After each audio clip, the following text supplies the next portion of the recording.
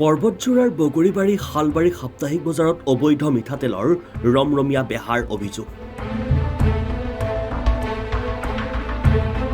ভেজাল মিঠাতেলেৰে চানি ধৰিছে শালবাৰীৰ সাপ্তাহিক বজাৰ।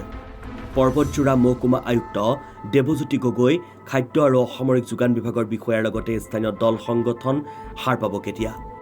শেহতীয়াকৈ বিটি আৰু কোকৰাঝাৰ জিলাৰ পৰ্বতজোৰা মহকুমাৰ বগৰীবাৰী আৰক্ষী থানাৰ সমীপতেই শালবাৰী সাপ্তাহিক বজাৰত অবৈধ মিঠাতেলৰ ৰমৰমীয়া বেহাৰ অভিযোগ উত্থাপিত হৈছে। উল্লেখ্য যে শালবাৰী সাপ্তাহিক বজাৰখনত সপ্তাহত দেওবাৰ আৰু বৃহস্পতিবাৰে অঞ্চলৰ সহজ সৰল মানুহে ভৰি পৰে। তাৰে সুযোগ লৈছে শালবাৰী সাপ্তাহিক বজাৰৰ একাংশ অসাধু ব্যৱসায়ীৰ দলে।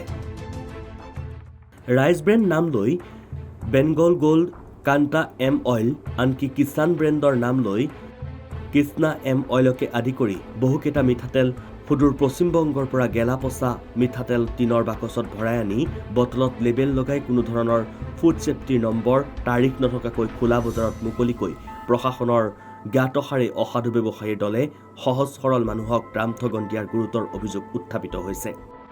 হয়, মই কেইবাদিনৰ পৰাই দেখি আছোঁ শালবাৰী বজাৰত দীৰ্ঘদিনৰ সমস্যা মানে মিঠাতেল যিটো আমি খাওঁ, সেই খোৱা মিঠাতেলটো ডেট ফেল মিঠাতেল বেংগলৰ পৰা আহি আমাৰ অসমত বটলত পেক হৈ সেই তেলবিলাক প্ৰশাসনৰ সন্মুখতে বজাৰখন এই বজাৰত বিক্ৰী কৰি আছে। গতিকে এই মিঠাতেলৰ ওপৰত উচিত এটা তদন্ত হ'ব লাগে আৰু আমাৰ সাধাৰণ ৰাইজক বুৰ্বক বনাই এই মিঠাতেলখিনি 150ৰ পৰা 200 টকা লিটাৰত লৈ মানুহক ৰামঠগন দিয়ে। সেয়ে অসম চৰকাৰৰ লগতে কোকৰাঝাৰ জিলা আয়ুক্ত, পৰ্বতজোৰা মহকুমাৰ আয়ুক্ত দেৱজ্যোতি গগৈৰ লগতে যোগান বিভাগৰ বিষয়া কৰ্মচাৰীয়ে শালবাৰী বজাৰত চলি থকা ভেজাল মিঠাতেলৰ ৰমৰমীয়া বেহা চলাই থকা অসাধু ব্যৱসায়ীৰ বিৰুদ্ধে কেনে পদক্ষেপ হাতত লয় সেয়া সময়তহে লক্ষণীয় হ'ব।